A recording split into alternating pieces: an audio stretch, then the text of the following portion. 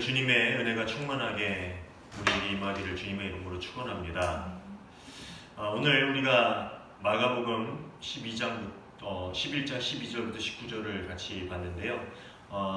11장 1절부터 11절은 우리 지난 종려주일 때 같이 먼저 봤죠. 마가복음 강의를 하면서 그 이전에 봤기 때문에 그 이후의 말씀을 오늘 우리 같이 함께 나누려고 합니다. 오늘의 말씀은 좀 특이하죠. 벳바게와 베단이 오셨을 때의 이전의 말씀을 보면은요, 이 제자들에게 나귀 새끼 한 마리를 가져오라라고 말씀을 하십니다.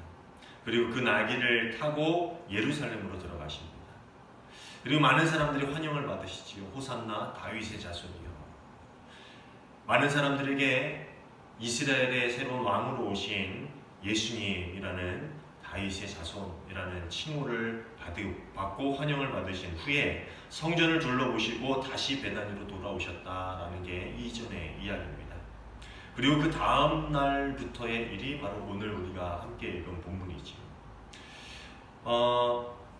이 예수님께서 들어오셨던 벳바게라는 동네는요, 무화과의 집, 무화과의 마을이라는 뜻을 가지고 있습니다.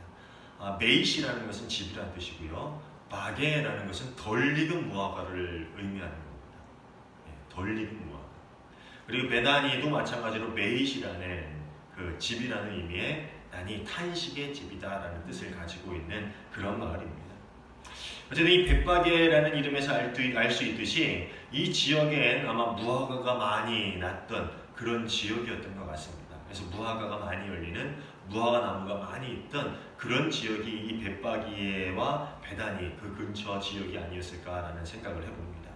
그런데 오늘 본문을 보면은 예수님이 그 무화과 나무에 가서 무화과 열매를 따 먹으려고 하는데 거기 무화과 열매가 없었다라고 나오지요. 그런데 성경은 무화과의 때가 아직 아니다라고 기록을 하고 있습니다. 그럼에도 불구하고 예수님은 이 나무에게서 영원토록 무화과 나무 열매를 따먹지 못할 것이다. 그런 저주의 말씀을 하십니다. 그리고 그 다음에 우리가 읽지 않았는데 20절을 보면은요, 그 뿌리가 말라버립니다. 그 나무가 죽었다라는 거죠. 완전히 이제 그 나무의 잎사귀도 열매도 맺을 수 없는 그런 나무가 되었다라고 그렇게 성경은 우리에게 알려주고 있습니다. 좀 특이하죠? 독특합니다. 이제까지 예수님의 사역은 세우는 사역이고 살리는 사역이었는데 이 나무는 비록 나무이긴 하지만 그 뿌리가 말라 죽게 하는 그러한 이적을 처음으로 보이신 거예요. 그렇죠? 그런데 아직 무화과의 때가 아닌데 무화과 열매가 없는 게 뭐가 잘못이라고 이런 일들을 행하셨을까요? 그래서 처음에 이 말씀을 예전에 이 뜻을 온전히 모를 때는 좀 이상했어요. 왜 무화과의 때가 아니면 당연히 무화과 열매가 없는데 왜 이런 일을 하셨을까? 그런데 그 배경을 우리가 좀 알아야 한다는 겁니다. 이스라엘의 6월절이 시작하는 4월부터 10월까지가 건기라고 하는데요. 이스라엘은 우기와 건기가 있죠. 비가 내리는 시기와 비가 내리지 않는 시기가 있습니다. 그 4월부터 10월까지가 건기인데 이 건기에 무화과 열매가 열린다라고 합니다. 근데 그 기간 동안에 한 번만 열리는 게 아니라 무려 5번이나 열매가 열린다라고 그렇게 합니다. 이 팔레스타인의 무화과 나무는 보통 6월에서 8월 사이에 완전히 익은 그런 열매를 낸다고 하는데 보통 잎사귀가 생기기 전에 덜 익었지만 먹을 수 있는 열매도 같이 열린다고 해요. 즉 4월쯤에 첫 열매가 열리는데 이 첫 열매를 파게, 아까 했죠? 벳바게, 그 파게라고 불린다라고 해요. 그건 덜 익은 무화과라는 뜻이지요. 근데 이 열매는 아직 덜 익은 열매이기 때문에 맛이 없겠지요. 그래서 주로 가축 먹이 주는 데 쓰이는 그런 열매라고 합니다. 근데 간혹 가난한 순례객들이나 그 지역을 지나는 사람들이 돈이 없어서 그것을 따먹곤 했다라고 이렇게 기록이 되어 있다고 합니다. 그리고 이 태양이 뜨거워지는 시기에 열리는 무화과를 테헤나라고 불리는데 그것이 우리가 먹는 잘 익은 무화과 있죠? 그게 바로 그 테헤나라는 무화과라는 거예요. 즉 성경에서 얘기하는 무화과의 때가 아니다라는 것은요, 아직 추수할 시기가, 그 태나가 열릴 시기가 되지 않았다라는 거지요. 무화과 열매가 달려 있기는 해도 아직 무화과 추수의 시기는 아니었다라는 그런 이야기를 하고 있다라는 거예요. 그리고 또 특이한 점 중에 하나는, 무화과 이 나무의 특이한 점 중에 하나는 잎사귀가 있으면 반드시 열매가 있다는 거예요. 우리 보통 다른 나무는 잎사귀가 열리고 또 꽃이 피고 그 다음에 열매가 맺잖아요. 그런데 이 무화과 열매는요, 무화과 나무는요, 잎사귀가 열리면은 반드시 열매가 있어야 한다. 그러니까 예수님은 무화과 잎이 무성한 것을 보시고, 그 무화과 잎이 열린 것을 보시고, 당연히 거기에 열매가 있겠지. 아직 추수의 시기, 즉 태나의 때는 되지 않았지만 파게, 즉 덜 익은 무화과라도 있겠지라고 생각하셔서 그 무화과 열매를 따먹기 위해서 그 나무로 다가가셨다라는 것이지요. 그렇게 해서 배경을 보면 좀 이해가 가지요. 그래서 예수님은 아침에 시장하신 나머지 무화과 나무의 잎이 열린 걸 보고 당연히 아직 덜 익었지만 먹을 수 있는 열매는 열렸겠구나 하고서 그 나무에게 다가가셨다라는 것입니다. 그런데 잎은 무성하지만 열매가 없는 나무를 보시면서, 네가 잎이 있는데 열매가 없구나. 내게서 열매를 따먹을 사람이 이제 앞으로 영원히 없을 것이다. 그렇게 저주를 하셨다라는 거예요. 사실 무화과 나무는요, 구약 성서에 보면은요, 포도원과 함께 이스라엘 백성을 상징하는 하나의 나무로, 이렇게 상징되는 나무로 사용되어졌습니다.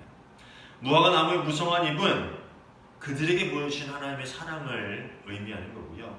열매를 맺지 못한 것은 그들이 그럼에도 불구하고 하나님과 온전한 관계를 맺지 못하고 있는 것을 상징하기도 한다라고 보면 주석서에 나오더라고요. 즉, 잎만 무성하고 열매를 맺지 못한 그 나무를 보는 순간 예수님은 많은 생각이 드셨을 거예요. 그 전날 보았던 성전의 생각도 떠올랐을 것이고, 또 여전히 하나님의 때를 알지 못하고 자신을 배척하는 그런 이스라엘의 많은 백성들도 생각이 났을 것입니다. 그래서 예수님은 이 무화과 나무를 보면서 네가 잎은 무성한데 정작 맺어야 할 열매를 맺지 못하고 있구나라는 그러한 생각에서 그 나무를 상징적으로 저주하셨다라는 것이죠. 사실 이 헤롯 성전은요, 이스라엘 백성에게 세 번째 성전이었습니다. 오늘 본문의 이전을 보면은 예수님께서 예루살렘에 들어가셔서 하신 일이 뭐냐면은 성전을 둘러보시고 다시 나오셔서 베다니에 서는 밤을 부르십니다. 이 이스라엘 성전, 예수님께서 보셨던 이 성전은 이 이스라엘 백성에게서 세 번째로 지어진 성전이에요. 첫 번째 성전은 뭡니까? 솔로몬 성전이죠. 두 번째 성전은 뭡니까? 스룹바벨 성전입니다. 그렇죠? 다윗이 준비하고 솔로몬이 세웠던 이스라엘의 첫 성전이 바로 무너지기, 이스라엘 남유다가 멸망하기 이전에 있었던 첫 번째 성전이고요. 남유다가 바벨론에 멸망당하고 나서 포로로 끌려가고 그 뒤에 귀환해서 지었던 성전이 바로 두 번째 성전, 스룹바벨 성전입니다. 그리고 그 스룹바벨 성전이 무너지고 나서 없어지고 나서 그 다음에 세 번째로 지어진 성전이 바로 이 헤롯 성전입니다. 역사적으로 보면요, 가장 화려했던 성전은 이 헤롯 성전이었어요. 무려 80년 가량의 기간을 들여가지고 건축했던 성전입니다. 가장 초라했던 성전은 뭐예요? 스룹바벨 성전이죠. 성경을 보면요, 이스라엘을 보면은 그 성전을 짓고 나서 이스라엘 백성이 웁니다. 근데 그 우는 무리가 둘로 나뉘어요. 왜 우는지 아세요? 한 무리는 기뻐서 웁니다. 이제 우리에게 하나님의 성전이 생겼구나. 근데 한 무리는 슬퍼서 웁니다. 왜 슬퍼서 울어요? 이전에 솔로몬의 성전을 본 사람들이 우리가 하나님 앞에 드린 성전이 이렇게 초라할 수밖에 없구나. 그것이 슬퍼서 웁니다. 예전에 화려했던 성전이 무너지고 우리가 이제 하나님 앞에 초라한 성전을 드릴 수밖에 없구나. 그것이 슬퍼서 울었다라고 성경은 기록하고 있습니다. 근데 그 성전이 무너지고 역사상 가장 화려했던 성전, 바로 헤롯 성전이 예수님이 그 전날 보셨던, 그리고 오늘 들러보셨던 그 성전입니다. 헤롯 성전은요, 이 성전에 있는 땅을 넓히기 위해서 사방에 20m가량의 축대를 쌓아 올렸어요. 그 아치형 모양의 건축물을 밑에다 대고서 축대를 쌓아 올려서 무려 4만 평가량의 평지를 만들었다. 그러니까 성전이 있던 그 산 옆에다 축대를 쌓아서 그 산 위에 4만 평가량의 평지를 만들었다. 그리고 헬라 양식을 따라서 성전을 짓고 흰 돌로 그 성전을 감싸고요. 대리석 주랑, 즉 여러 개의 기둥을 나란히 세운 복도를 만들었습니다. 그러니까 다 대리석 기둥이 쫙 세워져 있고 큰 복도가 있는, 상상만 해도 엄청 멋있고 화려한 그런 성전을 지었다는 것이지. 그리고 성전을 감싼 벽을 만들었는데 이 성전을 감싼 벽의 크기가 북쪽에는 314m, 남쪽엔 280m, 동쪽엔 469m, 서쪽에는 485m 가량의 길이었다. 그럼 그 면적이 어느 정도인지 대강 짐작이 가죠. 이 크기가 무려 예루살렘 구시가지의 20%나 달하는 면적이었다. 그러니까 오늘날로 보면은 아마 동두천에 있는 미군 기지, 그 정도에 비유하지 않을까 싶어요. 상당히 많은 면적을 차지하고 있었죠. 이 성전이 그만큼 크고 화려하고 웅장하게 지어졌다라는 겁니다. 헤롯이 이 성전을 건축한 후에, 재건한 후에 이 성전은 이스라엘 백성들의 중심이 되었습니다. 유대인의 부유층들이 여기서 예식을 올리기도 했고, 또 사내들인 공의회, 즉 이 이스라엘의 최고 우연들이 모인 국회와 같은 그런 모임이 이곳에서 열렸다고 합니다. 그런데 잎만 무성하고 열매가 없는 무화과 나무, 즉 겉으로 보기에는 잘 자란 것 같지만 실제로는 제 역할을 못하고 있는 나무를 보면서 예수님은 이 성전을 떠올렸다라는 것이지. 예수님은 아마도 이 베다니에서 지난밤에 보셨던 그 성전을 생각하면서 많이 속상한 하루를 보내셨을 것 같아요. 오늘 성전을 보면은 오늘 성경에 뭐라고 나와요? 매매하는 자들, 비둘기 파는 자들, 또 환전하는 자들 많이 남아있죠. 아마 이전에도 그 전날에도 똑같이 그런 성전의 모습을 보셨겠지요. 그리고 그것을 보면서 많이 속상한 마음으로 하루 동안을 지내셨을 것 같습니다. 순서는 조금 다르지만 같은 내용을 기록하고 있는 누가복음의 본문을 보면요, 예수님께서 예루살렘에 들어가셔서 그 도시를 보시면서 우셨다라는 그러한 이야기가 나옵니다. 누가복음 19장 41절부터 44절입니다. 예수께서 예루살렘에 가까이 오셔서 그 도성을 보시고 우시었다. 그리고 이렇게 말씀하셨다. 오늘 너도 평화에 이르게 하는 일을 알았더라면 좋았을 것인데, 그러나 너는 지금 그 일을 보지 못하는구나. 그 날들이 너에게 닥치리니 너의 원수들이 토성을 쌓고 너를 에워싸고 너를 사면에서 제어들어서 너와 내 안에 있는 내 자녀들을 짓밟고 내 안에 돌 한 개도 다른 돌 위에 얹혀 있지 못하게 할 것이다. 이것은 하나님께서 너를 찾아오신 때를 내가 알지 못했기 때문이다. 뭐라 하면은 이 하나님이 찾아오신 때, 하나님이 이 땅에 오셔서 그들과 관계를 맺고 그들을 구원하시려고 하는 그때를 알지 못했기 때문에 그 성전이 돌 위에 돌 하나도 남지 않게 무너질 것이다 라고 이야기하고 있다는 것이지. 실제로 이 예루살렘 성전은 다 완공이 된 후 3년 후에, 그러니까 80년에 걸쳐서 완공을 했다 그랬잖아요. 근데 80년에 걸쳐서 완공하고 단 3년 만에 로마의 침략으로 완전히 무너지게 되고요. 지금 남아있는 통곡의 벽이라고 들어보셨죠? 그것은 아까 얘기했던 성전을 감싼 벽 중에 서쪽 벽의 일부만 남아있는 거예요. 나머지는 다 무너졌고요. 지금은 거기에 이슬람 사원이 들어서 있지. 아마도 예수님은 이스라엘의 중심이었던 이 도시 예루살렘을 보시고, 또 그 중에서도 가장 중심적인 역할을 감당했던 그 성전을 보시고 밤새도록 슬퍼하면서 기도하셨을지도 모릅니다. 형식만 무성한 성전, 온갖 이득 관계만이 가득했던 성전, 하나님은 사라져버리고 자신들의 욕심을 가득 채우고 이득을 취하려는 이들만 가득했던 그 성전, 또 그런 이들이 우두머리가 되어서 점점 타락의 길로 걸어갔던 그 성전과 또 이스라엘의 그 제사, 그 제의, 그것들을 보고 또 그곳에 있는 사람들을 보면서 예수님은 아마 밤새 가슴이 아프셨을 것입니다. 그리고 원래의 의미를 잃고 그렇게 무너져 버리는 성전을 향해 가는 그 길 아침에 이 무화과 나무를 보시고 그 성전을 떠올려 주셨다라는 것이죠. 그렇게 무화과 나무에 대한 저주는 그 성전에서 온갖 악행을 저지르던 이들에 대한 저주였다라고 볼 수가 있는 것입니다. 그리고 이야기는 곧바로 성전으로 넘어가죠. 이 무화과 나무를 저주하신 후에 곧바로 예수님은 성전으로 돌아가십니다. 그리고 그 본체 바깥에 있는 넓은 마당에서 이방인의 뜰이라 불렸던 이 마당에서 성전 제사를 위한 매매 행위가 이루어지고 있는 것을 보게 되십니다.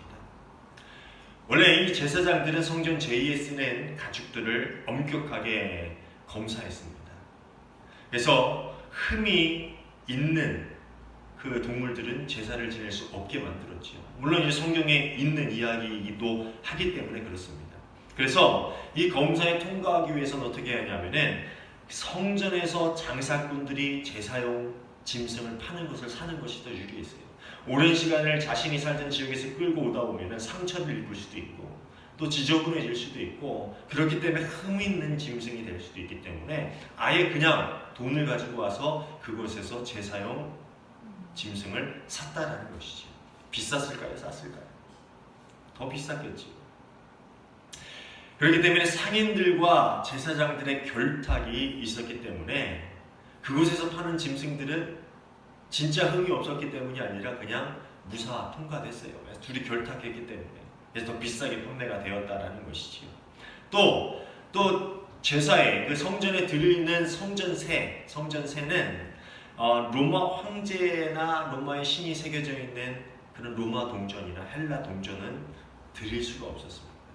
그래서 성전에서 공식적으로 허용한 유다 동전이나 또 두로 동전으로 교환해주는 환전상들이 그 이방인의 뜰에 가득 자리 잡고 있었다라는 것이죠. 그런데 이 환전상들 역시 제사장들과 결탁해서 부정한 이득을 취하고 있었죠. 제값에 환전해주는 것이 아니라 더 이득을 취하고 해서 환전해주고 있었다라는 것입니다. 즉 이 성전은 유대교 지도자들과 또 그곳에 빌붙어 있는 많은 이들의 이득을 사적인 이득을 얻는 수단으로 사용되고 있었다라는 것입니다. 예수님은 이 성전의 그러한 사람들의 모습을 보시고 그러한 상황을 보시고 강도의 굴혈이라는 표현을 사용하십니다. 흥미로운 사실은 이 강도를 뜻하는 레스톤이라는 단어는요, 이 예수님의 순환, 앞으로 당하게 될 예수님의 순환과 연결이 된다라는 것이죠. 예수님을 체포하는 로마의 군인들은 예수님을 어떻게 대합니까? 마치 강도를 체포하는 방식으로 예수님을 체포하십니다. 그리고 예수님을 십자가에 못 박을 때 양쪽 옆에 있었던 사람들을 뭐라고 표현합니까? 두 강도라고 표현하죠. 예수님은 즉 어떠한 신분으로 못 박힘을 당했어요? 강도의 신분, 못 박힘을 당했다라는 것이지요. 성전에 행하고 있는 그 모든 제약된 행동들이 하나님 보시기에는 뭐예요? 강도의 행동이라는 거예요. 아주 부당한 강도와 같은 그러한 행동이라는 것이죠. 그런데 그 강도 같은 사람들은 예수님을 강도 대하듯이 처벌했다라는 것이죠. 참 아이러니한 일이죠. 가끔 농담으로 친한 목사님들하고 그런 농담을 합니다. 오늘날 예수님이 이 세상에 오시면은 어떻게 될까? 과연 누가 예수님을 못 박을까? 뭐라 그럴 것 같아요? 목사들끼리 농담이니까 그렇게 얘기를 해요. 아마 목사들이 가장 앞장서서 예수님을 십자가에 못 박을지도 몰라요. 감리교회 감독들, 장로교회 노회장, 뭐 이런 지도자들, 종교 지도자들이 그 중에서 앞장을 설 테고 또 많은 목사님들은 지지하거나 묵인하거나 침묵하거나 그렇게 예수님은 못 박힐지도 모른다. 뭐 이런 농담을 가끔 해요. 근데 농담이지만 실제로 그럴 것 같아서 참 씁쓸합니다. 여튼 예수님은 이런 성전의 작태를 보시고는 재물을 파는 장사꾼들을 내쫓고 환정상들을 뒤엎습니다. 15절 16절입니다. 예수께서는 성전에 들어가셔서 성전들에서 팔고 사고 하는 사람들을 내쫓으시며 돈을 바꾸어주는 사람들의 상과 비둘기를 파는 자들의 의자를 둘러 엎으시고 성전 뜰을 가로질러 물건은 나르는 것을 금하셨다. 예수님이 이 행동으로 아마 많은 사람들은 그 예수님의 행동을 주목했을 거예요. 그리고 그 소란으로 인해서 성전의 제사는 아마 잠시 중단이 되었을 것입니다. 어쩌면 보면은 예수님은 이 부정한 그 모든 것들을 표출하는 동시에 그 제사도 하나님께 드릴 소용이 없는 제사다. 드려야 소용이 없는 제사다. 너희 강도의 구령에서 드리는 제사를 하나님이 받으시겠냐? 그러한 메시지를 던져주고 싶으셨을지도 모릅니다. 당시 성전은 이렇게 예수님이 강도의 구려되다라고 말할 정도로 잎사귀는 풍성하지만 열매가 없는 그러한 모습이었다라는 것입니다. 많은 제물들이 오가고 그것에서 많은 제사들이 치루어지고 많은 제물들이 하나님 앞에 바쳐지고는 있지만 그것은 열매 없는 강도의 구렬 같은, 열매 없는 무화과 같은 그러한 헛된 곳이었다. 헛된 제사들이 가득한 곳이었다라고 성경은 이야기해 주고 있습니다. 그리고 예수님은 그것을 강도의 구렬이다 라고 이야기하고 있다는 것이죠. 사랑하는 여러분, 우리 믿음은 어떤 열매를 맺고 있습니까?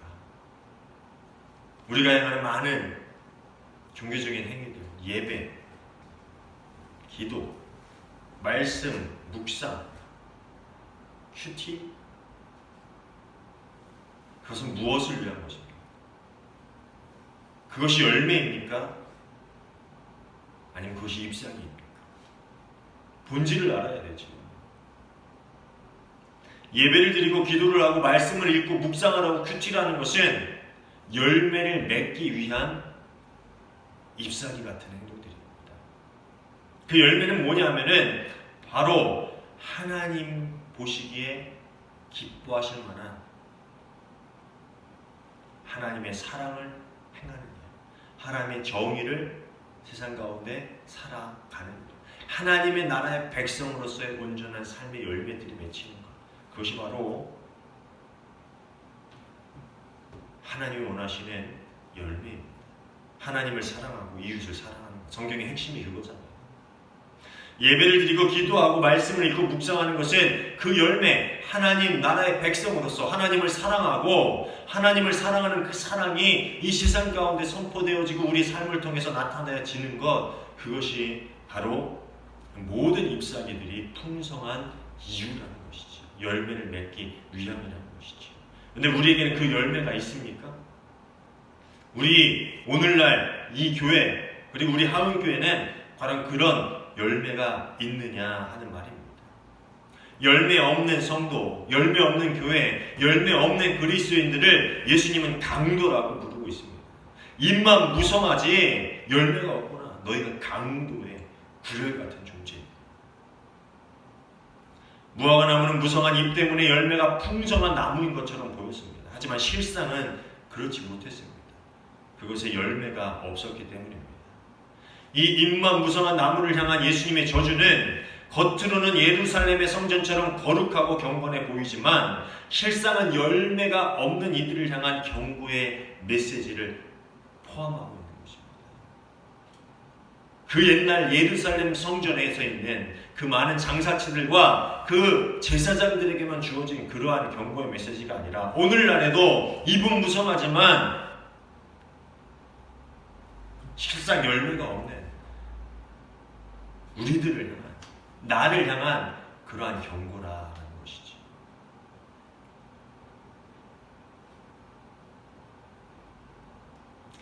얼마 전에 집사람과 차를 타고 가다가 운전을 하는데 사고가 날 뻔했어요. 갑자기 쫙 깜빡이도 없이 껴들어가지고 쫙 멈춰가지고 부딪히지 않았는데 거의 부딪힐 뻔했지요. 빵빵 됐어요. 근데 그 차가 서더라고요. 그 옆에 서서 딱 창문을 내렸는데 지금 뭐 쓰길래 한마디 하려는 줄 알았어요. 내가 빵빵 됐다고. 근데 아주 연세 지긋하신 노인분께서 죄송합니다 라고 하시더라고요. 그렇게 연세 지긋하신 분이 너무 공손하게 사과를 하는데 저도 운전 조심히 하세요, 조심히 가세요 하고 갔습니다. 그러면서 오면서 야, 저분 꼭 교회 다니는 분 같지 않아? 라고 제가 얘기를 했죠. 근데 우리 집사람이 뭐래요? 아닐 수도 있어. 그렇게 얘기하는데 참 씁쓸했습니다. 저는 확인은 안 했지만 그분이 교회 다니는 분이었으면 좋겠어요.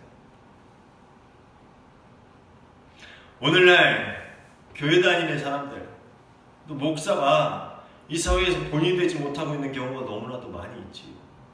예배는 드려요. 기도는 해요. 헌금도 하겠죠.